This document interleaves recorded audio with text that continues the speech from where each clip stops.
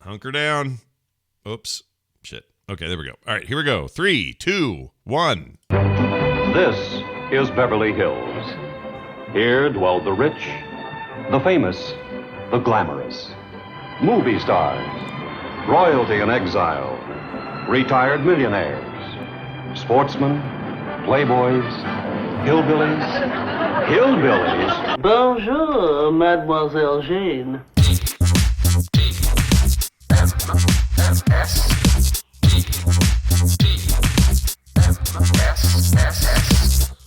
The Morning Stream. Sweep the leg.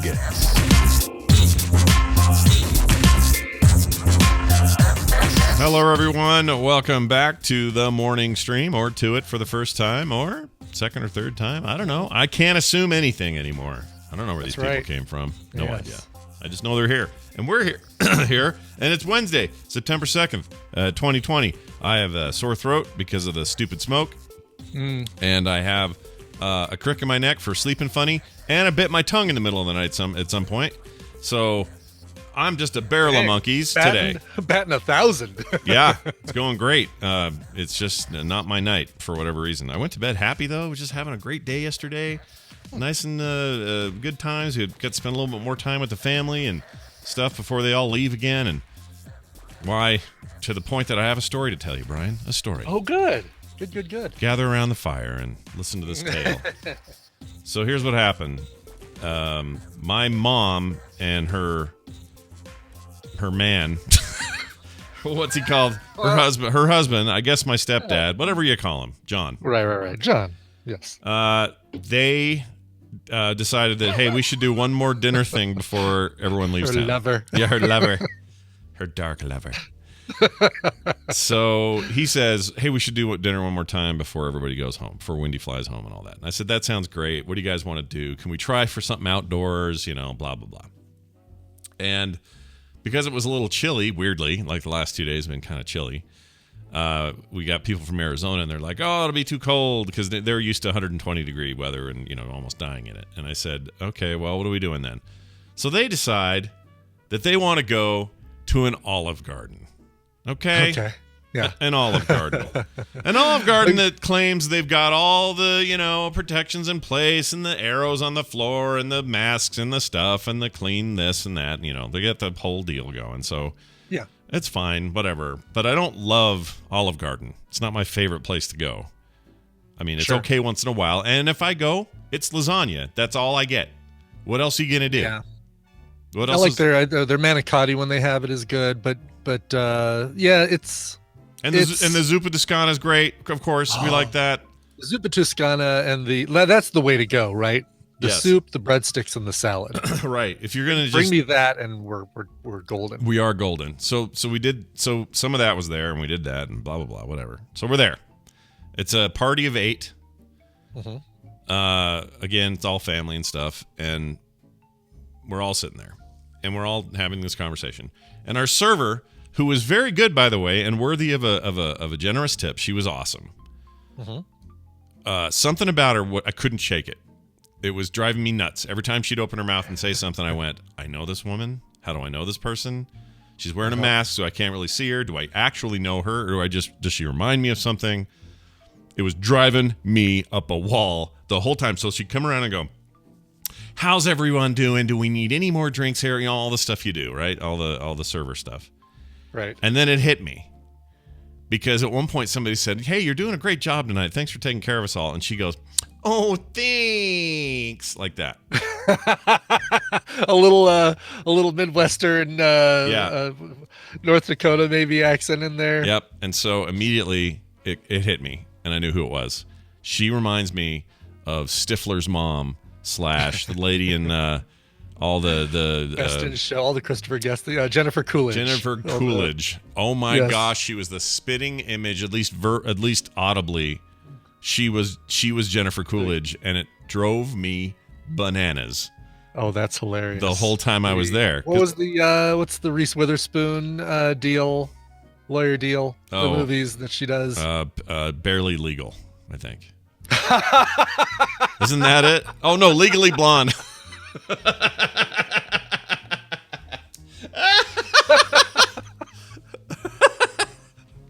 Legally Blonde. Sorry, not barely legal.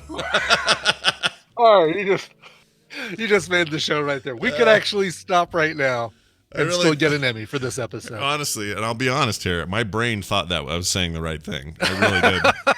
I thought that was it. But why is she in that? She her mom in that or something? Or what's her deal? I think she's in that. Yeah, I'll be honest. I have never seen either of the Legally Blonde movies. Yeah, me neither. Not well. I should say I've seen bits. Never. Or the Barely Legally Blonde. But I think that might be my new trivia team name, Barely Legally Blonde. Oh, that's not bad. That's not bad. Look what we've done. Yeah, I don't think I've seen the full film, the first or the second, but I've seen like a bit or a piece in like a Vegas hotel or something. Right. Well, I know I used a clip for one of our All-Stars games to identify the movie. Oh, did we get it? Do you remember if anyone got it? Oh yeah, yeah. Oh, I think it was probably pretty obvious because it had Selma Blair in it, and she's another fairly recognizable actress from.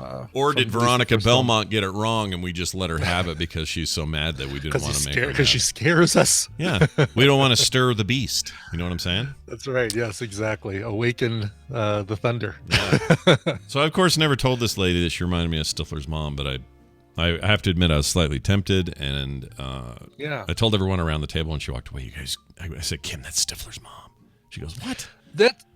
Okay, so I love Jennifer Coolidge. I think she's an incredibly talented comedian and very funny. Yeah, I love Would her. someone? It would be almost like saying, would it be if you told somebody they reminded you of Paul Giamatti? Would they take that as a compliment? Well, are you saying they're you remind acting me of Toby actor Toby Maguire? Toby Hooper, not Toby Maguire. Who's the guy who played Truman Capote? Toby. Oh, Toby. Oh, yeah, he's great. Toby. Right. Toby. Yeah, exactly. See? Toby McToberson. Toby Keith. Toby Keith? Is it Toby Is Keith? that right? Really? No. I don't think it's Toby Keith. I don't think it's Toby Keith. Toby Why Seymour not? Hoffman. No, that's not it.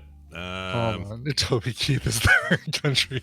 Oh, that's not a singer guy. No. There were two Capote movies that came out around the same time. Philip Seymour Hoffman played one Capote. Yeah, and then the other one I think was is Toby something. In Cold Blood was the movie. Yes, it was named after the book he wrote. Thank you, Toby Jones, Claire Toby Gack, Jones. bringing us the facts all the way from Ireland. That's right. We should know this too because he's a Hydra guy, right? That's right. He's Arnim Zola. Yeah. Why can't I pull that name out? Yeah, that one's right on the tip of your tongue, dude. Friggin' Arnim Zola. Anyway, but like, all right, let's say somebody says, "Oh, you remind me a lot of Toby Jones." Does somebody say, "Oh, thank you for that"? Well, I mean, if you mean physically, then it is maybe not a compliment. But if you mean right, acting prowess or whatever, right, exactly. Like, yeah, if mannerisms and things like that. Oh, you remind me of Jennifer Coolidge. Oh, thank you, dear. Oh, she's so sweet. Yeah, it's like, oh, really? All right. Yeah. Well, I mean, I wonder, Jennifer Coolidge. Can I bring you one more bowl of soup? Directly to you that I don't want you to share with anybody else? Yeah, that no one else will eat and that you'll remember forever and maybe never come back here again. Yeah, she right. So I mean it's even enough of it's not enough of a reference to even bring up because I couldn't even remember Jennifer Coolidge's name. I would only think of Stifler's mom. And so it would have been impossible for me to say, hey, that lady that plays Stifler's mom, you kind of remind me of her. She was also on Seinfeld once. She was like the massage therapist and Jerry kept trying to make her give him a massage and it was like a no means no allegory. Oh, really? Yeah, okay. That was her. That was her, by the way. So that's the only way. I mean, how else do I explain it? Because I don't know the actual lady. And she would have just looked at me like, okay, well, if you need anything else, just, she was. Exactly. Yes. She wouldn't have been into yes. it. But. Yeah, that's the other thing is it's probably less favorable also to say that you remind them of a character that maybe has some negative connotations. Yeah, good point. Yeah. I mean, she's Stifler's mom for Identity 4 brings up, oh yeah, the cougar who bangs high school boys. Yeah, thanks. Yeah. That's quite the comparison to make to this poor lady. Anyway, really it was fun and it was fine. I have to admit though, I really don't like being in. I like the outdoor business, and I know summer's not going to last forever, but Yeah. it's just I don't know. I just feel better about it. But it was fine, and it was good to talk to everybody. And I mean, 6 feet is 6 feet, whether you're indoors or outdoors. Masks are masks, whether you're indoors or outdoors. We've kind of, Tina and I have kind of resigned to the fact that if we go to a place and they don't have outdoor seating, but they're still practicing safe guidelines inside, there's really not much difference. The big difference is ventilation. Like if you're open air, you're just, the HVAC systems might be just pumping the stuff right around through. That's true. Yeah, that's about the only thing though, and it was fine. And again, service top notch. She was super nice. I would recommend her, even if she does remind me of Stifler's mom. All right, I've got an email here from Andreas Fisker. Okay, all right. Why is the name Fisker familiar? What do we know? It might be the name on your scissors. Oh, right. That's a Fisker is a scissors company. also sounds like the last name of a comic book character or villain. Well, Fisk. Oh, Fisk is the That's kingpin. why. Kingpin. That's what I'm Again, thinking of. can pull out Wilson Fisk, but can't pull out Toby Jones for whatever reason. Toby Jones. You knew or Legally Blonde for exactly. Toby Jones was excellent in The Mist. Just a side recommendation. Yeah. Oh, he's great in everything, man. I mean, that guy can do no wrong. He's great. Although it bums me out that he had to be the deep impact to Philip Seymour Hoffman's Armageddon that year. You know what I mean? the dual capotes. Yeah. Did they come out the same year? The dual capotes. Dual capotes. I gave him the old dual capotes. So That's really 2005 was the one called Capote. Yeah. They both. And In Cold Blood. I feel like it was the same year. Maybe they were separate. It was right around the same time. Let's see. Was the newer movie? Maybe the newer movie wasn't called In Cold Blood. Infamous. Infamous was that was 2006. Infamous was the movie? Yeah, Infamous was the movie about Truman Capote writing In Cold Blood. Okay, so a year later. Yeah. Okay, well, I'm having a Berenstein Stain Bears problem here. Oh yeah, well you're remembering it being called In Cold Blood. Yeah, like you said. Yeah, because there was obviously that was the name of the book, right. But there was also a 1967 movie based on the book. Oh, okay. Well, there are people. I don't think I saw this movie. Listen to this cast: Sigourney Weaver, Toby Jones, Gwyneth Paltrow, Sandra Bullock, Isabella Rossellini, Peter Bogdanovich, Jeff Daniels, Daniel Craig. James Bond. Mm-hmm. Hope Jeff Davis. Yeah, that's a big cast. Wow. That is a big cast. That's the Infamous one, huh? Yeah, maybe I have to see that. Why does that sound like another name of a thing? Infamous. It's the name of a video game. Oh, that's why. It's the Infamous series. The one where Toby Jones has electrical powers and he flies around and blows stuff up. Coming up on tomorrow's episode of TMS, Andreas Fisker's email. Stay tuned. Coming right up. You'll have to wait a full day. All right, here's the email. Hi, Mad Max and MODOK. I like that. Nice. I like that a lot. Hey, MODOK's head's not big enough in that game, by the way. Oh yeah, did you see the follow-up email? Oh. That was an interim image of MODOK, mid transformation. Oh, so his head. Oh, okay. So his head gets bigger. His head gets bigger. He starts looking like true, real MODOK. Which is I played that yesterday, and I'm digging it. Oh, good. I was going to ask what you thought of it. Yeah. Yeah, the controls. It's taking me some time to get used to the controls, especially after playing Titanfall and after playing Just Cause and Far Cry. Oh, I can't wait for the new Far Cry. But it's a new control system. You gotta get used to the whole heavy attacks, light attacks, ultimate attack stuff. And I'm kind of digging it. That's good. Yeah. Patrick told me if you are a Marvel fan, you're gonna love this. Mm-hmm. And if you're not, you should not play it. Is what he told me. That does feel pretty solid, at least so far. What I'm getting into. If this were not a Marvel IP, I'd probably be like, all right, meh. Yeah, because that's the thing. That's the hook, right? Is that it's Marvel. It's totally the hook. Is that it's Marvel. Yeah, these are just like random fake characters you never heard of. You wouldn't care. Right. The 3 of the 4 games I'm playing on the regular are Marvel games right now. Nice. This says, is your dream interpretation service still a thing? Says Andreas, and I would say, yes, it is. So here it is. I had this weird dream. I was with my wife and my kids, and we were about to buy 2 cats at an animal shelter. One of them is a ninja cat, apparently. It jumped around doing crazy things. My son, a big Ninjago fan, that's like some like Lego ninja thing, right? Yep. Wants the cat, of course. You do, son.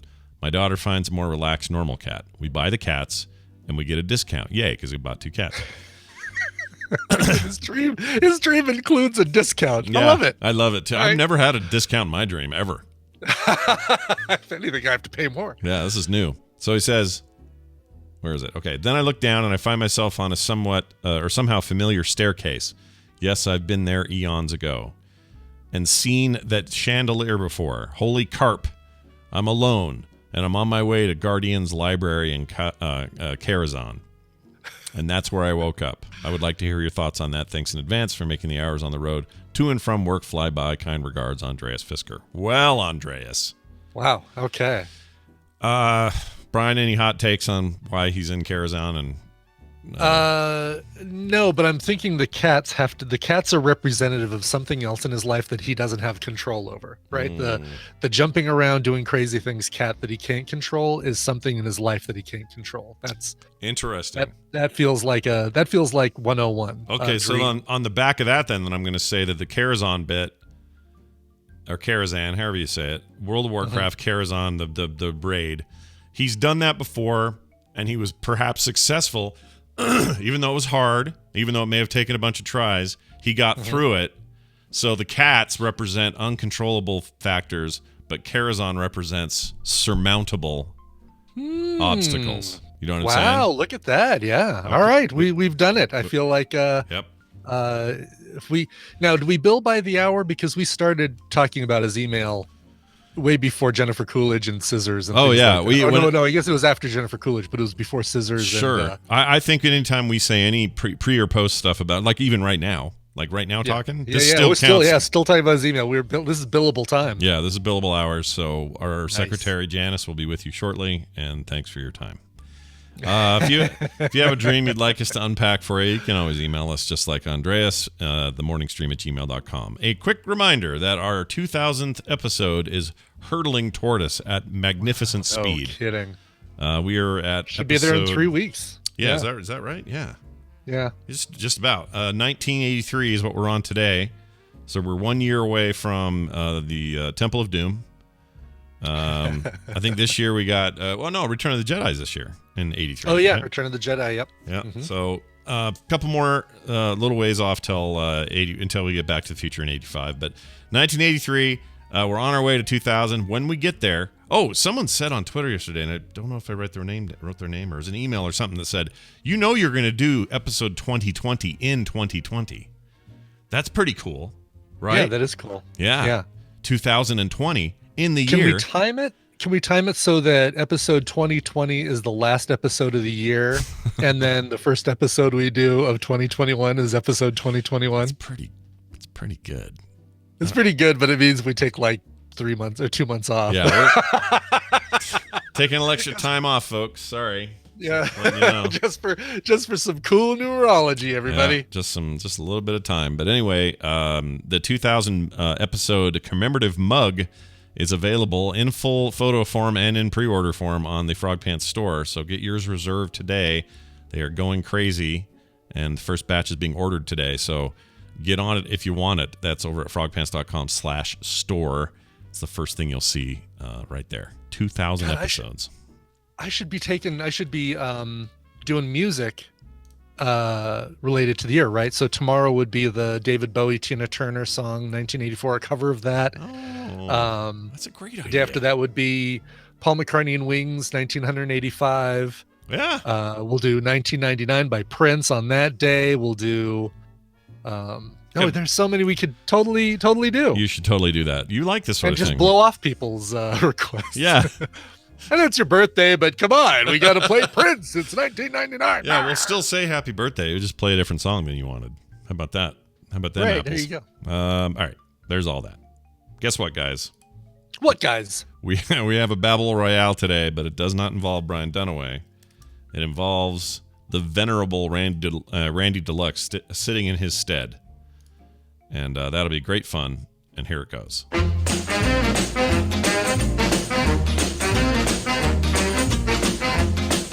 Yeah, that music means it's time for Babble Royale with our visiting friend who always pops in whenever Dunaway can't be here, Mr. Randy Deluxe. Randy, hello. Oh, I don't get a returning champion. I wanted to be a returning Actually, champion. you are a returning champion. That's true. That's what really, yeah. really in this pandemic, there are no champions. There are just a bunch of losers. Only I am losers. a returning loser. There's a couple of champions. Whatever company has cornered the market on masks, they're doing all right. They're making some cash. That's the thing. Yeah. Like, I now have so many masks. It's so strange that like 7 months ago in my life, there were no masks. I didn't own a single thing to cover my mouth with. And right now, near my front door, there are so many masks that I can't even count. I couldn't count them. Like, it's mountains There's a of masks, basket and they're of hanging on masks. hooks. Yeah, by the front door, there's probably about 20 masks in a basket that are just my masks. Tina's are in a drawer underneath my basket. And in my car, I think yesterday to pull out to put in the washing machine, there were 6 or 7 masks strewn throughout my car. Yeah, it is crazy. The only one I had 6 months ago was a single, like workman's sort of dust mask. You know, like a putting up sheetrock kind of mask. We had one of those, and that was it. One other thing I wanted to say to you guys, I love that you've never seen the Legally Blonde movies. The third one is called Legally Blondes with an S on the end of it. There's a like third aliens. one? I didn't know there was a third one. Yeah. No, you're making that up. Hold on, listen to me. Let me get the punchline. The third one is called Legally Blondes. That was 2009. This year, the current year, it was announced that their work has actually begun on the fourth one, and they're calling it Legally Blonde 3, and I just think that's a crime. You cannot do that to me. Is that really true? They're making a third. They are making a third one then. They're making a third one with Reese Witherspoon. The 2009 Legally Blondes did not star Reese Witherspoon. Oh, wait. Oh, right. That's true. When do we get the movie in the series that is just titled Elle Woods? Or even just Woods. Yeah, Woods. How about just Woods? Can we get that? Legally Blonde, by the way, next year it'll be 20 years old. Right? The first one, wow, that's crazy. Yeah, that's what I'm saying. Yeah, the last one will be called Legally Blonde, Case Closed. There you go. Yeah, nice. Legally Blonder, badder, and blonder. No, Yeah. I guess that would have been more of a '90s thing. Well, the good thing is she still freaking looks amazing, so she'll be fine. She'll do great. Yeah, exactly. All right, let's get to this. chin. Oh, we need a caller. Gosh dang it! Oh wow, what are we doing? I What forgot day is it? I forgot to take a call. I may have already missed one. So if you haven't, here we go. Okay, I got one here. All right, let's see who this is. Hi, thanks for calling. Who's this? This is Gwaltmar from the chat. Hello. Oh wait, how'd you say? What was the name again? My name is Galen, but I'm Gwaltmar in the chat. Oh, Gwaltmar. Okay, Gwaltmar. Yes. Oh, I see him right there. Gwaltmar. Yeah. You just typed something, so it's good that I could see you in the most recent messages on there. Yeah, that's awesome. Well, thanks for buzzing in. We're going to have you be hopefully our winner today. Depends on how all this goes, and Brian Ibbett has to explain how it's going to work. Correct. I'm going to be giving Scott and Randy a topic. They're going to go back and forth giving me answers that fit that topic. If one of them gives a wrong answer, repeated answer, or they take too long to come up with an answer, the win is going to go to the other player. Gwaltmar, when the walls fell. Your job is to predict who's going to come out on top based on the topic today. You're playing for a couple games courtesy of Kyle Berry. Thank you, Kyle, for sending us Psychonauts. That's an awesome game. Oh, yeah, nothing wrong with that. And Gnog, G-N-O-G. Don't know anything about it, but you might be confused as Gnog is not part of the redemption code on Steam, even though it looks like it would be part of it. Oh, it totally does. Looks like one of the 4 character things in it. That's funny. Speaking of, have either of you checked out Wasteland 3 yet? Yes, I've been playing it. It's great. Are you kidding? It's on my jam. Oh my gosh, I just want to live in that place. Are there Marvel characters in it? Then no, I haven't checked out any other games. No. I was trying to describe it the other day, and I was like, I ended up saying it's like Diablo 3 was it post-apocalyptic, like Mad Max, and turn-based. Really? Yeah, because it's a turn-based. The Wasteland games are turn-based. They're like Fallout. The Fallout series was inspired by the original Wasteland. Wastelands 2 is like updated that, but it's basically like imagine a isometric Fallout game, but with some pretty wacky wasteland stories. I mean, it's totally my setting. I love everything about it. So I'm loving it, except I sent everybody up into an attic and a bomb went off and killed everybody, and I hadn't saved for a while, so I'm a little bummed about that. But other than that, that sounds like an XCOM story. Yeah, a little bit. I sent everybody. I sent the wrong people to do the job. Yeah. That's the XCOM story of my life. Yeah, right here. and if you guys like turn-based XCOM style combat, that game's full of that. So it's great. It's an awesome game. All right. Well, these are good prizes, Brian. You can't win that game, but you can win the two that I mentioned before. Awesome. But they need a topic, and then you're going to get a chance to see who you want to go first. This one comes to us from Son of Allfather. Son of Allfather. Jeez. Kind of appropriate for this one, too. In 1996, writer George R. R. Martin started a little book series about dragons and swords and dead people. In 2011, HBO turned it into a TV series and added nudity. Over 9 years, there were 73 episodes of Game of Thrones. According to IMDb, there were more than 200 recurring characters, and the top 15 characters appeared in 40 or more episodes. This can be tricky. There's some characters who appeared in 38 or 37 episodes. Don't say those, but you can get a mulligan if you name a correct character and the actor or actress who played them. Have fun. I'm going to allow him to set name and character. I'm going to clarify because I just got done reading their little explanation, which I'm going to allow. Okay. All right. So I want you to name the characters that appeared in 40 or more episodes of Game of Thrones. 40 or more. If you also name the actor or actress that portrayed them, I'll give you a mulligan. You can only have one mulligan at a time, but that mulligan will allow you to make a mistake and immediately get another guess. Okay. I like that. That feels fair. And the low bar is 40 episodes. 40 episodes or more. This is gonna be over with quick. Yeah, it's gonna be a rough one. Wow. We'll see how we do. Right. All right. So, because it's been a while since we've seen any Game of Thrones for this one. Guacmar, with his arms wide open, who do you choose to go first, and who do you want to win? I don't remember which one of you was the bigger Game of Thrones fan. Yeah. Let's do Randy go first, Scott to win. All right. I like it. I feel pretty good about this actually. So let's see how we do. All right, Randy, you're starting. I just sort of got in my head like the people that are listed first when each episode starts, right? So Sure. like we do have some easy ones. I don't think we're gonna lose immediately. But like the name, apparently the star of Game of Thrones ends up being Tyrion Lannister. That's my first guess. That's a very good first guess because it's right. And he's also been in the most episodes. 67 of the 73 episodes of Game of Thrones feature Tyrion Lannister. Isn't it crazy to think there were 4 whole movie-length episodes of this show that didn't feature him? Yeah, that's crazy. It totally is. Yeah, totally weird. is. Are you going to try and earn a mulligan? You should try and earn a mulligan. Can he? Oh, I see, because he can do it now. I see. You're asking me. No. I mean, everybody knows who pid him. I'm gonna leave it for a minute. Oh, all right. Oh, okay. Wow. Daring moment. All right, let's do her name just left my brain. Daenerys Targaryen Jr. the Third. That's right. I forgot that we actually had a little discussion about the pronunciation of Daenerys Targaryen on the last film sack. We did. Yes, Daenerys Targaryen, 62 episodes of the show. And I can mulligan this now and say, oh shit, I can't remember who played her now. Hold on. Okay, all right. This is embarrassing. She was also in that. Let's just go on. We'll go get another one. No, hold on. I'm gonna get this because it's gonna annoy me if I don't get it. And I wanted to use this system for what it was meant for.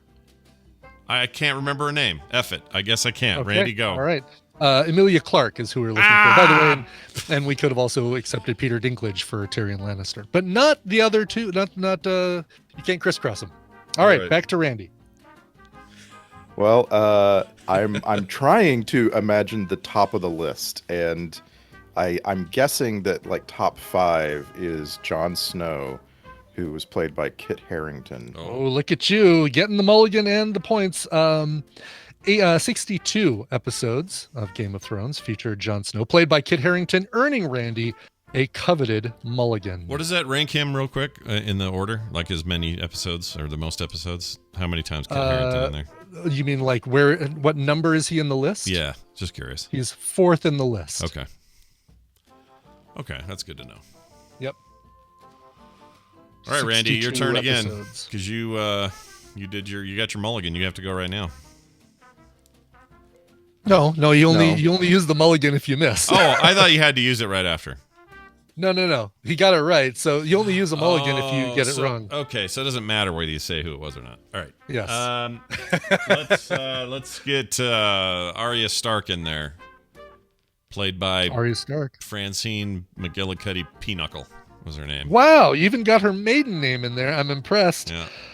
Arya Stark appeared in 59 episodes of Game of Thrones. Cool. And you don't have a guess on her name? Maisie Williams. Maisie Williams. Maisie Williams is absolutely correct. Yep, Yeah. and you've earned yourself a mulligan. All right.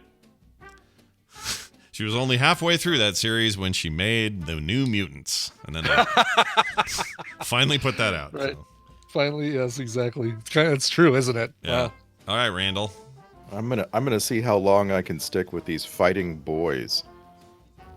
So another fighting boy that's in a lot of episodes is Jaime Lannister. Jaime Lannister, absolutely. 55 episodes featuring the one-handed man. Do you have I guess you can't earn a second mulligan. You can only have one mulligan and play at a time. So, But I may as well recall his name. It doesn't good luck hurt with this. anything. Yeah, Sure. good luck with this name. Oh God, it's a great name. Like I'm picturing this ridiculous like he's like from Holland or something. I don't know where the hell he's Yeah, from. he's Danish, I think. Denmark maybe, and I think it's like Oh God. Horkabika. It's like a big long thing. His first name is Nikolaj, but I don't know his last name. Nikolaj Coster-Waldau. So Okay, well done. thank you. Yes. Coster Walden Books was my favorite mall bookstore, man. They were the best. They were so Nikolaj good. Coster-Waldau. Is that guy from like Denmark? Denmark. I think he's Dane, I think. Or no, I think he's I don't even know. It's something like that, though. All right. Yeah. Holland, something. Who knows? I predicted a fast game, and we're gonna drag it out forever. Let's do his sister and love interest, Cersei Lannister. Nikolaj Coster-Waldau. Thank you, Pops and Recline. You said Cersei Lannister. Yeah. That's also correct. Very good. She's played 60 by Lena Headey. Hetty. Yeah, Yep. that's Headley. close. 62 episodes. Yeah, you've already got a mulligan, so it doesn't matter. But yes, Cersei Lannister, number 2 in the list, as a matter of fact. And Laura Mann says that he's Serbian. Oh, Serbian. Nikolaj Coster-Waldau. Okay. Interesting. All right. Costco Walden Books. That is really great. They probably would have saved Walden Books, by the way, had Costco bought them and then became It Costco totally Walden would Books. have, yeah. Yeah. All Right right, next Randy. to the B. Dalton. Yeah, the Timothy Dalton bookstore is the best. Timothy B. Dalton. Yeah. It's my favorite bonded bookstore. It was very good. All right, give me everybody's favorite chubby sidekick, Sam Tarly. Samuel Tarly, indeed. 48 episodes featuring Samuel Tarly. Played by Josh earn a Gad. mulligan. All right, Josh Gad. John Bradley. Oh, all right. Yeah. Okay. Oh, okay. I know we're getting to a place where the Starks are less and less in there, but I think Sansa Stark probably still in the Sansa Stark still in the top list, actually rounding out the top 5, as a matter of fact. And I 59 episodes for her. totally forgot her name. Don't remember her name.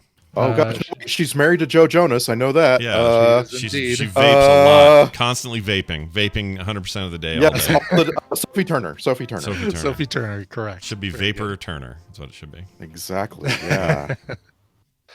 All right, you guys have Vape. 7 left on my list. Vape. Only 7. Oh Jesus. Okay. So while we're thinking of the Stark sisters and fighting boys, I got to go with Peter Baelish. That would be the Littlefinger Peter Baelish, absolutely. Aidan Gillen, 41 episodes, just making the cut. 41 episodes for Peter Baelish. AKA that guy's great. Littlefinger. He's great in lots of stuff. All right. But this is one of those shows that it's like I don't want to see him ever again. Like this is what he is for me now, forever. I saw him in something else since. You see him at the very beginning of The Dark Knight. He's Yeah. one of the bad guys that. Yeah. Or no, is it not Dark Knight? It's the third that's one. The third one. The third one, right? Yeah. He's one of the ones that Bane kills in the plane. Yeah. He's supposed to. Yes, it was a quick roll. Oh, right, in Peaky Blinders, yeah. Yeah, right. he's great. There's nothing wrong Okay, with that was going to be my point. I loved him in Peaky Blinders, but I didn't like him in Peaky Blinders because I had just seen Game of Thrones. Right. Well, he got his in the end. I can tell you that. All right. Okay. Look, you push a lady through a hole. There's ramifications. Okay, that's what I'm saying. This is true. Let's do Jorah. Oh wait, last name's important, isn't it? Yep. it would be. Jorah. Oh, Mormont. Mormont, very good. Jorah Mormont, 52 episodes. Ian Glenn, or Ian, that's Ian, I think. Ian Glenn. Ooh, EA. Oh, that's weird. Now he's Ian. great in everything. Also, Probably all pronounced sorts of Ian. stuff he's in. He's good. What did we Yes. call him originally? His nickname was like Sir Friendzone or something like that. That would be appropriate, right? Sir Friendzone. Yeah. Yeah, that's about right. So I don't. I'm now at the point where I'm probably going to name someone we've already named because I haven't been fully paying attention. This is where the mulligans will probably come into. Oh, But right. I we will. still have I mulligans. would like to submit one penisless Theon Greyjoy. Yes, it's Come true. on, This man come has on. no dick. Yeah. Come on, 40 Theon- plus episodes. Come on. 47 for Theon Greyjoy. All Very right. good. Played by Lily Allen's brother, Alfie, Alfie Yeah, he's a Allen. good- who I Good think he's coming up in something new that I saw a preview for, and I can't remember what it was. It's called 50 Shades of Greyjoy. Sure. Close. Okay, let's do. See, now we're getting into the rudders here, which just doesn't. It's not even a sentence. I just made that up. We're getting into the rudders. I know, What it does sounds that even good, though. mean? Sounds appropriate. That first season was definitely not 40 episodes. We're not going to count him. You don't want to count anybody who died in like the first 5 seasons. Yeah. Don't mention that person. All right, let's say Bran Stark. I assume he was in there enough to. Bran Stark, Okay. 40 episodes. Wow. Ooh. Isaac Hempstead Wright, and the very bottom of this list. He looks like he should that's hang. He should hang out with crazy. that Good job. kid from the It movies in the. Sure, Wolfhard Yeah. Manaforth or whatever his name Yeah, is. Sir Wolfhard Manaforth. Those two should like go clubbing. Wolfhard Stringgazel or Yeah. whatever it is. I think it can't- was Stringgazel. Yeah, that was it. All right, I feel good about that. Randy, your turn. Okay. I feel like I'm being handed a loss. I don't like my last guy. I don't think I know more of a name, so I hope that I can get away with one name. Varys was the bald guy who has the incredible execution in the end. Varys. Oh, and I'll bet I could come up with his real name. Varys. Wow, I'll be impressed if you do. You won't need to. But Varys, or Lord Varys, yeah, we don't get a fuller name. Oh, good. He's the Kramer of Game of Thrones. Oh, right. Yeah. Okay. All right. Good. Actually, I guess we do find out it's Cosmo Kramer. But Lord Varys appeared in 46 episodes. And do you want to try the name? I mean, I've got it in front of me. He's got a name like Shibboleth. His first name is not a name that anybody at least in the Western English speaking world ever uses. I'm certain he's Irish. This Conleth Hill is There you go. his real name. Yes. He's such a good actor Yeah, he's that you've not really seen in anything. You know? Oh, It's true.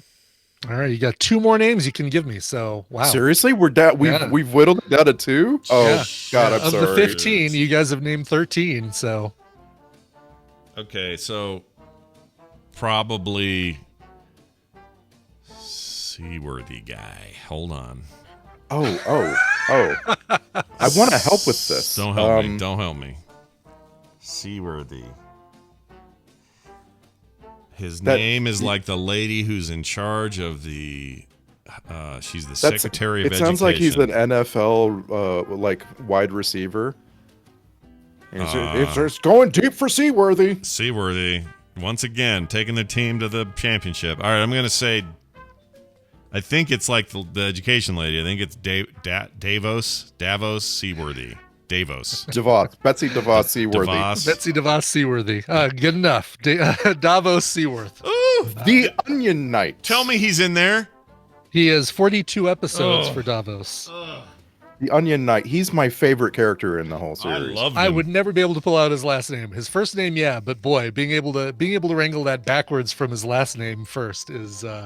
Yeah, Seaworthy I always remembered because he was he's the ship guy. But yeah, the Onion Knight's probably the thing you should remember more. That's a good point. Right. Now, here's what this means. Okay. We have only one name left on the list, but it goes to Randy. If Randy misses it, the caller wins. If Randy gets it, the caller wins. So either way, the caller wins, but we're still going to see if Randy can finish out this list. Oh, I love this. I'm just going to take a guess. Sure. That's all I can do. And there's a lot. I just want to say, there's a lot to choose from.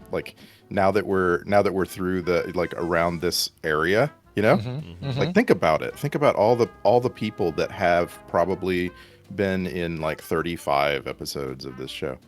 So I gotta since we just named my favorite character, I gotta go with everyone's favorite character that came out of Game of Thrones, and that would be Brienne of Tarth. That's my best guess. Oh, that is the correct guess. Oh, I was going to say the 42 Hound. episodes for the stainless steel stormtrooper. Yeah, Gwendolyn Christie. My gosh. I was going to say, honestly, I thought it was going to be the Hound. I was sure of it. I wonder how many. I don't have the IMDb page in front of me, but I don't know especially given that we spent the whole series calling for Clegane Bowl. Right. It's just that there were a lot of episodes. I was thinking about that. Which one would I even name? Probably Sandor Clegane was in more than Gregor Clegane. No, Gregor's the Hound. But he would have been definitely more. No, the Mountain Sandor. The Hound, 38 episodes. Oh, you're right. I have it backwards. Gregor is the Mountain. Missandei, 38 episodes. Braun, 37 episodes, not to be confused with Bran. Glad I didn't go with Braun, man. Podrick, 35 episodes. Grey Worm, 34 episodes. That's what I'm talking about. Grey Worm, perfect example of a guy who's just standing around in 36 episodes. Yeah, he's just okay. chilling. All right, but it was Brienne of Tarth, everyone's favorite. Brienne of Tarth, closing out the list 100%. Played by Chris Christie, former mayor of New Jersey. Chris Christie, well done. Winner, chicken dinner. Well, you know what that means. You won. And how do you feel about your big win? You picked all the right horses, plus the 2 horses tied. How do you feel? Honestly, first time in chat, first time live, first time caller. Whoa. Winner, I won. And a first time winner. Yeah. And dude, you're just killing it today. Look at this, like a trifecta. That's fantastic. Well, all you got to do to claim your winnings, these 2 games, is send Brian an email, coverville@gmail.com. He'll send you those codes right away, and you'll walk out of here one happy listener. Absolutely. This is going to be the best Wednesday of his week. I guarantee it. So I wasn't looking at chat. And I just came back to it, and a bunch of people had previously guessed Brienne of Tarth, and I'm like, okay, all right, good. I feel like I'm one with my people. You feel vindicated. She came in, second season, maybe third? She came in relatively later, yeah. But later, still, yeah. But you could really tell that once they got her in Game of Thrones, they loved that character, and for sure. And the DBs kept returning to her. Davos didn't show up until the second season. Missandei didn't show up until the third, but she only was 38 episodes. So, but Brienne was third season. You said second season. Looks like for Gwendolyn Christie. Okay. Yeah. What's crazy is she's 6'1", which is like 3 inches shorter than me. Mm-hmm. But when you see her next to anyone else in that production, looks like she's a foot taller than everybody. Yeah. And it just goes to show that average people in Hollywood are short. Right. Season 2, episode 3 was her debut. All right. I am so glad that I happened to show up for this one and not like copy machine brands or something. Don't give away what we're doing next week. That's Come a good on. one. I got to research that a little bit. Let's get going here. Let's see. Canon. I don't know who else. Xerox. Who could forget Xerox? I mean, they're the granddaddy. Right. Exactly. Jeez, you got it. Well done, Randy. You did a fine 6'3". job standing in today. Good job. You're as good a Dunaway as anyone when Dunaway is away. And I'm your Huckleberry. You are our Huckleberry. Is there any final word of wisdom you'd like to share with the fine folks before we go? You're a daisy if you do. Oh, that was the text exchange that Randy and I had this morning. He said, "Hey, would you be our Huckleberry for Battle Royale this morning?" He said, "I'll be a daisy if you do." Nice. That's perfect. Well, now that we've done that, we have precious time little left, and we'll do it with this. Now, if you'll excuse me, I must go take my vitamins. Your news has upset me greatly. Let's do a quick news story brought to you by Calming Vitamins. The news is brought to you by Talk Geekly. If you dig comic books, video games, and other geeky subjects, be sure to check out Talk Geekly on all podcasting platforms. I am Pendragon, and Job for a Cody host the podcast that brings you the latest and the greatest from comic books to video games and so much more from the geek culture. Talk Geekly gives you Thursday throwbacks focusing on classic comic arcs and New Comic Mondays where the newest, hottest books get the holy lederhosen spoiled out of them. Check out Talk Geekly on all social media platforms, as well as all your major podcast platforms. And as always, keep it geekly. Yeah, I like that. That was nice. Little effect you got there. Thank you. Little effect time. Got to get this news in. You can now order the world's most expensive PB&J sandwich in Chicago for finally, right? For $350. Okay. This is true. Hard to imagine a PB&J ever being fit for the upper crust. Hilarious. Yahoo.com.money, whatever. The elementary school staple feature 3 no frills ingredients and usually cost peanuts. Again. What we need a sound effect we can play whenever there's or even like a slide trombone. Yeah, it's so dumb. It really, truly is the dumbest freaking jokes in here. Yes. Anyway, it says one brave Chicago restaurant has just released the world's most expensive PB&J for the sticky sweet sum of $350. The Bogey Sammy. Bougie. Oh, bougie, not bogey. You certainly don't want a bogey in that, Sammy. No. Maverick, there's a bougie on your left. there's a bogey Sammy on your tail. There's a bogey Sammy. Anyway, it was dreamed up by brothers Matthew and Josh McCahill, who recently opened a new West Loop joint PB&J. Though the restaurant's acronym actually stands for Pizza, Beer, and Jukebox, the duo decided to make a decadent sandwich with star attraction. Known as the Golden Goose, it's a new riff on an American classic. It's jam-packed with an array of fancy ingredients that have been scoured or sourced, rather, from all over the globe. Take that, flat earthers. You mean across the flatland? Yeah, the flatlands, the wasteland flatlands. The brothers were inspired to create a sandwich after stumbling across a $200 PB&J that only featured a gold toothpick. So the way I translate that is that it's a regular jar of peanut butter that costs $200 because a gold toothpick has been inserted into it? Correct. That's what they found. Okay. And so they decided they wanted to top that because that wasn't enough for them. Because that was just basically peanut butter and a really expensive toothpick. I see what you're saying. Okay. For whatever reason, I was thinking it was stumbling across a $200 bottle or jar of peanut butter that included a gold toothpick, but it was a $200 PB&J at another restaurant. Gotcha. Right, with a gold toothpick inserted in that thing. Whatever. So here's what they did.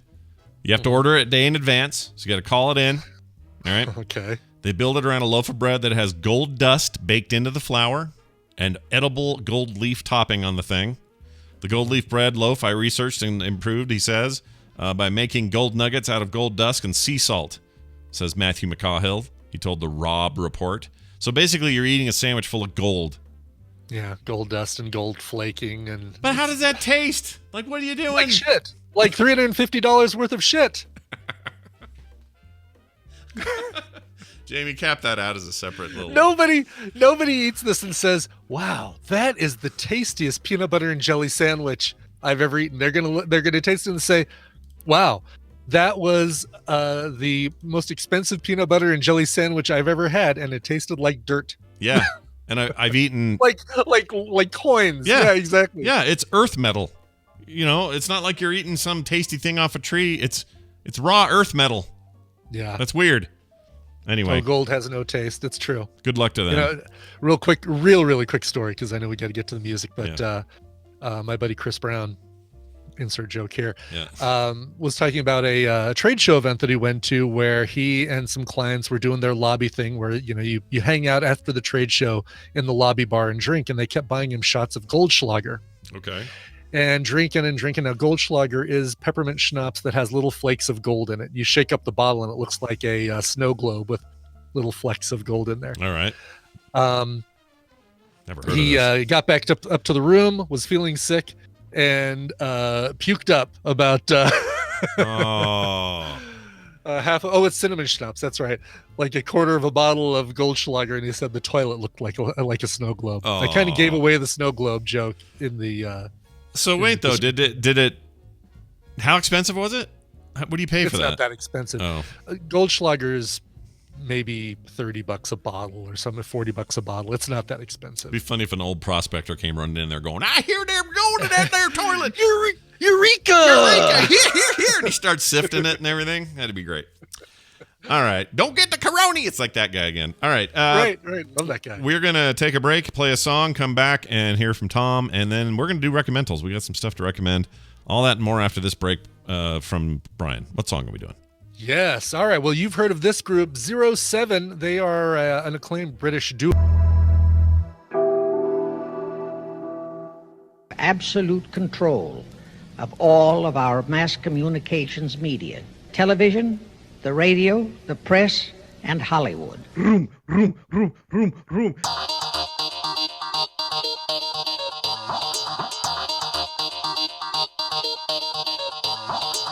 You are not prepared. This is the morning stream.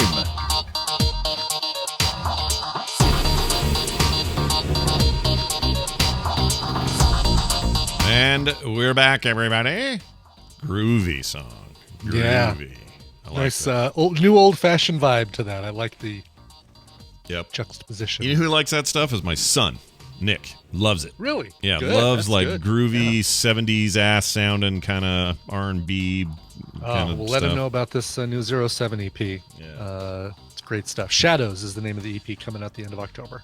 So Shadowlands from World of Warcraft coming out at the end of October. Is that funny? Right. Yeah. On the both on the 23rd, right? 27th for Shadowlands, sorry. 27th, okay. But still. So close. Yeah, it's a big deal. All right. We will be joined shortly by one Tom Merritt, who I will play the proper intro for this week and not the wrong one. So enjoy this. With the computer, as with any tool, the concept and direction must come from the man. That man is Tom Merritt. He is here joining us once again, as he does most Wednesdays in the calendar year. Tom Merritt, welcome back to the program. How the heck are you? Thank you, Scott Johnson. Thank you, Brian Ibbett, for transporting me back to Fringeware in Austin, Texas in 1998. Wow, look at you. Glad we could be there for you. Yeah, I mean, that sound with the G.I. Joe stuff playing, I was like, I could be standing in Fringeware, you know, browsing the physical version of Boing Boing up on the shelf while I'm... Wow. I don't even... Okay, so Fringeware is a place? It was a store in Austin that sold like hacker stuff and comics and anarchist cookbook, you know, that kind of stuff. Oh, that's cool. Very Look cool. at you. Did you have like let's describe Tom Merritt of the era. Were we long hair? Were we like kind of emo looking? What was going on? Not long Acid hair. wash jeans. Not long hair, but usually like a t-shirt with a flannel over it. Maybe a leather jacket in the winter and Nice. flogging my zine. Oh, your zine. You had a zine, did you? Yeah, of course you had a zine. That's great. So brilliant news. Wow. Hey, can I put these up here for free on the zine rack? Sure, go Yeah, ahead. they didn't mind. Man, I kind of miss zines. Zines were cool. Yeah. I mean, I guess there still are some. It's not like it's completely gone, but they're not what they used to be. Yeah, well, because if they're around, they're usually mostly online, right? Which is kind of not not the same spirit. No, doesn't have the same grassroots kind of feel to it. This is all true. Well, what does have a grassroots feel is Tom's access to the world of technology and his sharing it with the rest of the world, which will happen today on the Daily Tech News Show. What are you preparing for this morning?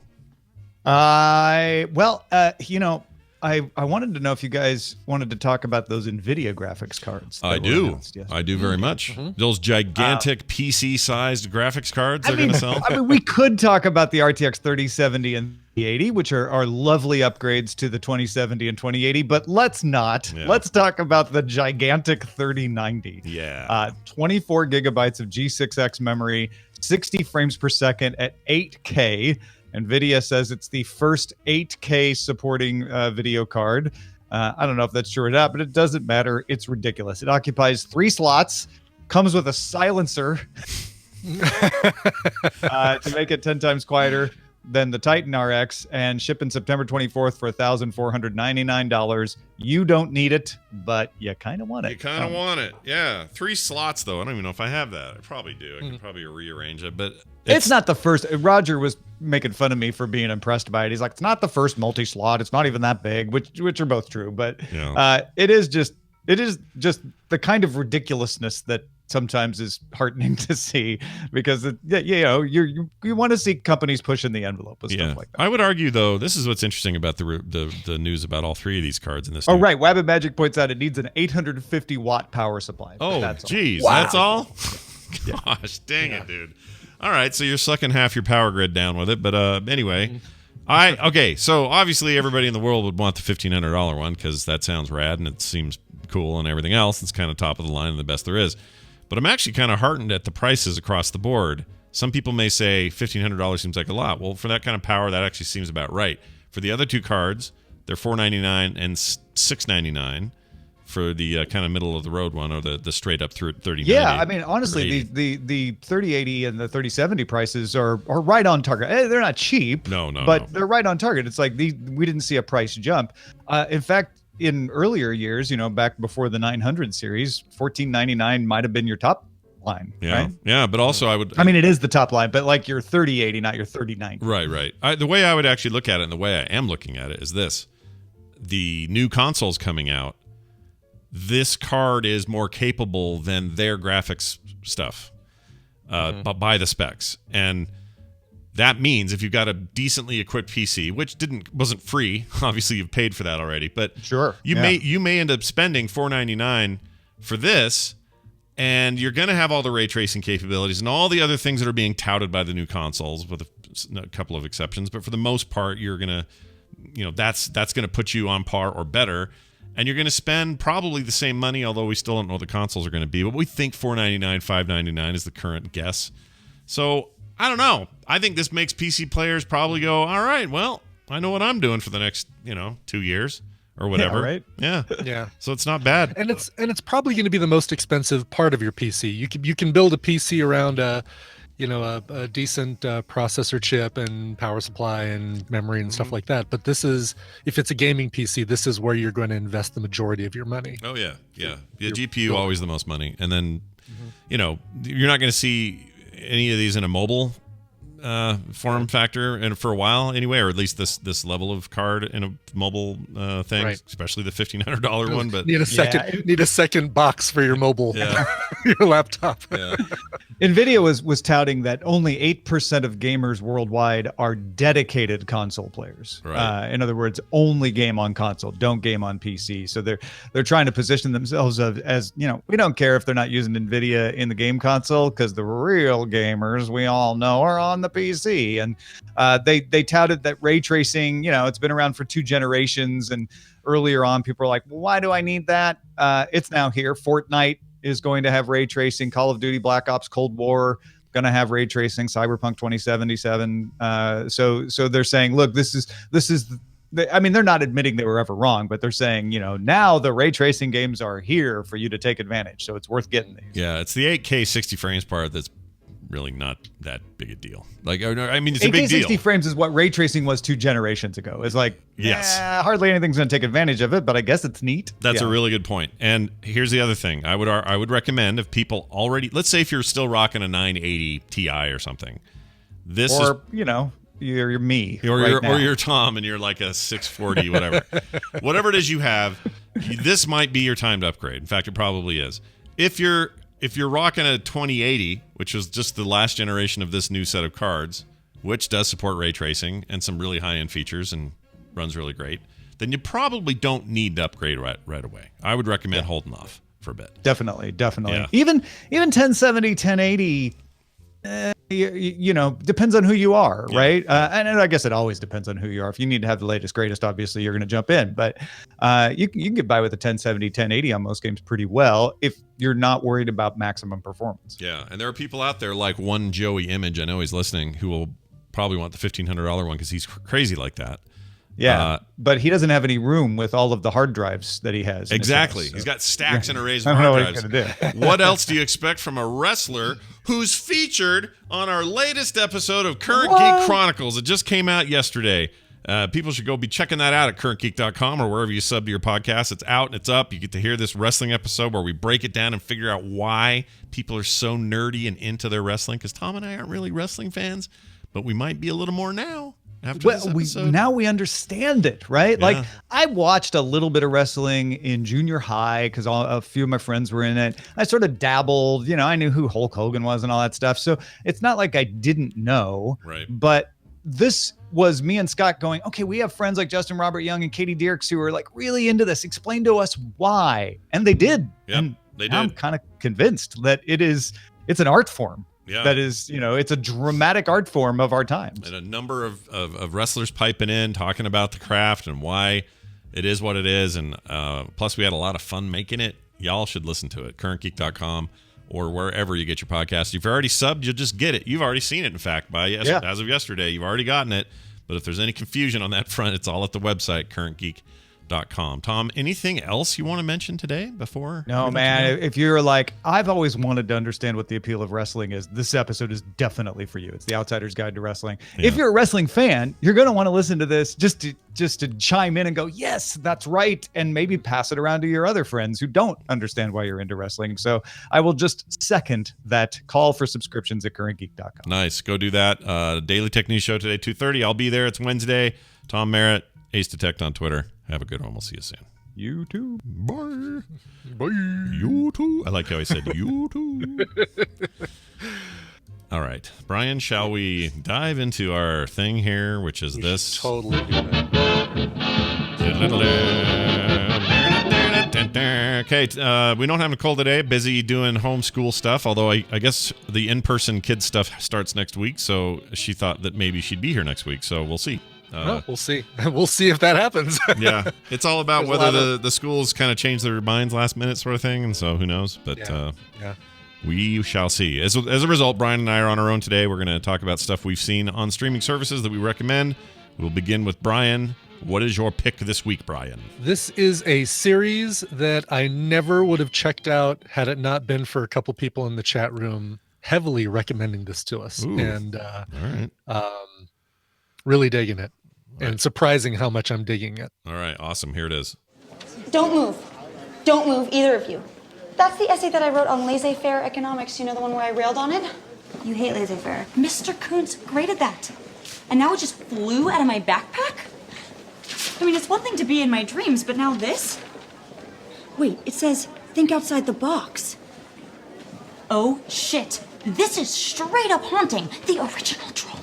Or you're just stressed, okay? I don't think you're actually being haunted. How do you know that? I'm starting to get that feeling where my tongue goes numb. Did you just eat mango? Hey, that is dramatic, even for her. I hate to bring this up, but you didn't do your activities log yesterday. Oh, I'm sorry. I had to make these flyers since April thinks paper is way too analog, and I had to teach myself Adobe Illustrator first, which turned out to be really fun. Once I got a hold of the whole vectors thing, I was rocking and rolling. You see how Memorial kind of jumps out at you and there's a shadow behind the dove? Not easy. A nice Adobe reference. So wait, I'm racking my brain. I don't know what this is. What is this? This is a brand new Netflix series that came out earlier, or actually came out last month in middle of August, called Teenage Bounty Hunters. Oh. And again, this is something that I probably would have probably glossed over had it not been for like Diced Tomato, Tyler and Don Kwan, a few people recommending that Tina and I check it out. And I'm glad they did, because we're totally getting a kick out of this. This is about two Christian high school students, a pair of twins named Sterling and Blair. And they kind of fall backwards into a bounty hunting job. Okay. And it feels so surface level when you look at it, right? It's like, okay, I can pretty much get what the premise is. I could probably predict what the episode is going to be, blah blah blah. Yeah. And it gets so much deeper that you just kind of fall in love with this show. It doesn't have anybody else that you recognize from stuff in there. Spencer House, you might recognize from Space Force. He was one of the guys in Space Force. Oh yeah, I know that dude. Maddie Phillips and Angelica Betfellini. Now, this is gonna sound weird, but Tina and I both thought of this at the same time. That Angelica Betfellini, who plays Blair, one of the two twins, looks a lot like what we assume teenage Wendy Dunford looks like. Let me see. Oh, geez, weird. Yeah, kind of does. Kind of does. That's weird. Ooh, yeah, weird. Okay, that's interesting. She's in that new French Dispatch thing in the new Wes Anderson movie coming up.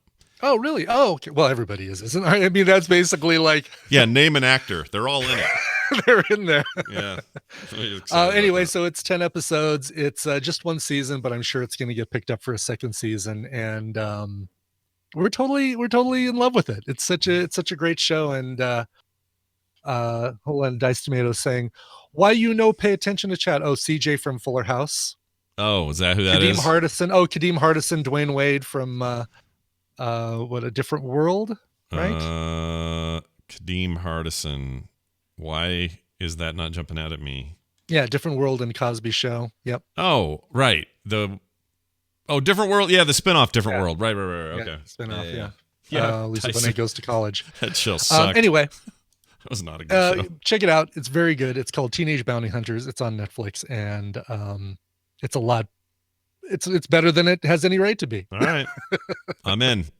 Actually, it seems like something I might like, so I'll check it out. Yeah. Don't get weirded out by the woman that looks like your sister. Okay, I'll try it really hard. It sounds like a little Buffy the Vampire Slayer vibe, and you know what? That's a really good comparison. Yeah, a little Buffy. If you're familiar with the show Good Girls on NBC with Retta and May Mary Elizabeth Winstead Jr. the third. That's it? Yeah, exactly. Okay. Nailed it. Anyway. All right, awesome. Check it out. So me and Dice Tomato, look at that. Coming together to both recommend something. Look, never thought I'd there's see the always day a first, Brian. Always a first. Agree on something that we like. always a first. Today you saw it for the first time. Okay.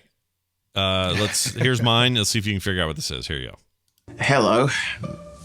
My name is Michael, and I'm happen to be a 25-year-old man. How do you feel about being on the spectrum? Well, autism is just a neurological disability. People with Asperger's or autism, they just learn things a different way. As far as I'm concerned, if anything, it's actually more of a gift. And are you looking for love, Michael? Oh, yes, I am. I would like to start dating. I just, don't really know how to get started because I've tried numerous ways and they've all been unsuccessful. All right, guesses, thoughts? No, but it sounds interesting. I mean, it is a Johnson doc. It's a documental. Yeah, definitely a documental. So this is a short series, documentary series that was produced in and by Australians. It all covers folks in Australia.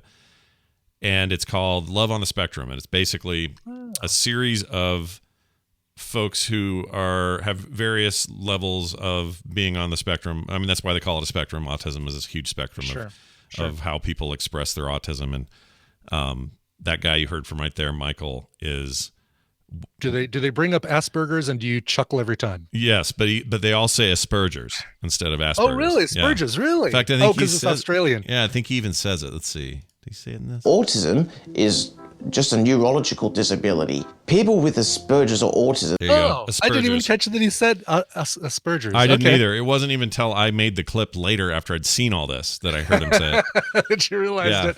Oh, I like that way better. I like Asperger's is way better than Asperger's. Are you freaking kidding me? Yes. Anyway, so Michael's my favorite because he's one of this thing had a huge impact on me. To the point that I apparently really needed it. What I want to do is I want to hang out with these people all the time. Mm-hmm. And it is just one of the most heartfelt, honest, quiet, lovely portrayals of just life. People, basically they're young adult people with various levels of autism who are trying to date or learn how to get along with people better, or basically just getting those social skills that are so hard for them. And they're trying to train themselves to do it. And there's a lot of specialists that are helping them do it. And they do a lot of role playing and stuff. But it's mostly them on their dates and then talking about getting ready for those dates. And then they have the dates themselves. And I just loved everyone. I wanted to hug everybody. I want to spend my time with everyone. I want to just talk to that Michael guy for days. It is a wonderful, beautiful thing. Obviously, it's not a cakewalk to raise children with autism. Obviously, there are all sorts of things. But it turns out a lot of that stuff is the fault of people who don't understand it. The families themselves, the parents, I just wanted to hug all these parents because they're amazing parents. They all were just working so hard to do the best they could for these kids. And when I say kids, they're all, 20, 23, 25, like Michael's 25. And they're still living at home. They're not quite ready for living out in the world on their own. But there's one couple that gets married and is doing stuff together. And especially the man in the relationship, he's really, really, heavy duty autism going on, whereas his wife is a little bit less so it kind of balances them out. But watching them try to navigate things that for you and I are easy, just generally we're very self-effacing. We can have a conversation, we can laugh, and we know when it's time to go, when it's time to say hi or bye or all that. They don't have a lot of that stuff. And watching them navigate that and learn that and do it in this really, I don't know, just I was so endearing. I loved it. I absolutely loved it. This and that Michael Jordan documentary are my two picks this year for documentaries. This isn't even presented as much as a documentary as it is a series of here are these people, and we're going to tell you about these people. And it's not strictly a documentary, but it's all documentary style. And I think people would really, really like it. And even if you think, that sounds too lovey-dovey for me, I take your butt, sit down, watch it, and have your mind changed because it's fantastic. Did you say this is it's a single production as opposed to a series, right? No, it's a series, a full series. It is a series. Okay. Yeah, it's a full docu-series, and it has, I want to say 6 episodes. Okay. I think 6 total, something like that. Netflix is where it's at, and it's a Netflix original as well, so it'll be there in perpetuity if you ever want to get it and don't have time right now or whatever. But if you just need a little bit of if you're right now going, man, where'd all the kindness in the world go? Mm-hmm. I think it went to this documentary. That's cool. This is something, because the only experience I've had or the only exposure I've had is the occasional character, the occasional short story kind of thing about either Asperger's or autism. Rain Man, of course. So actually seeing something like this that would give it help me get a lot more understanding of for sure. For sure. Of the spectrum. And not only that, cool. It makes me feel like part of me wishes I would have taught, or I would have done something in a career that let me help teach or be a part of this world somehow. I don't know. It's very compelling in that way because you just feel like, oh, these guys are great. If the whole world was more like them and had their point of view and the honesty they have and all that, we'd be a lot better off. Yeah. Because some of them are just like, well, tell them, if you need to get a break or you're feeling a little nervous, tell them you need to powder your nose and you can just get up and go. And she says, I won't do that. That would be lying. So she's just saying exactly what she thinks, where most of us are like, oh, yeah, I could use that as an excuse, and we don't really think about the little white lie we're telling.